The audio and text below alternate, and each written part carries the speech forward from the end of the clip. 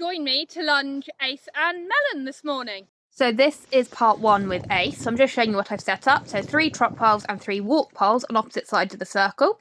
I then warm Ace up without any of the front half of the training aid on. Just allow her to trot forward, get used to the feeling of the back part.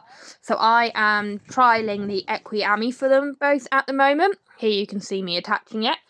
And to try and get them both to go long and low because they're both a little bit tense and upright just due to them being babies and their conformation.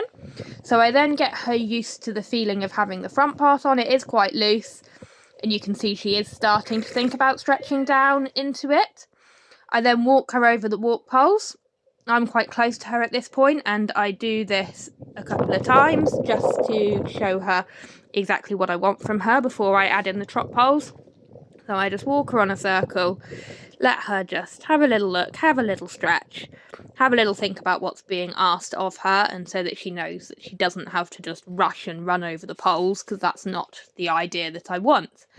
So you can see she's really starting to stretch down, and once she's confident I ask her to trot, and I pop her in trot over the trot poles. So because she's so young, I then brought her inside the walk poles just to get a couple of good trot circles before I started asking her for the exercise. So here I've asked her to trot, then I'm going to walk her before the poles, walk her over the walk poles before sending her forwards into trot again to go over the trot poles. So you can see every time she goes over the poles, she is starting to really stretch down and really work in a good rhythm.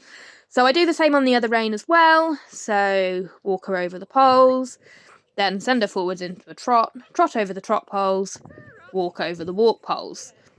So nice trot round, and then bring her back to a walk, and then have her nice and relaxed to walk over the walk poles this way too. And there we go, we were starting to get a bit of stretch, and then forwards into a trot.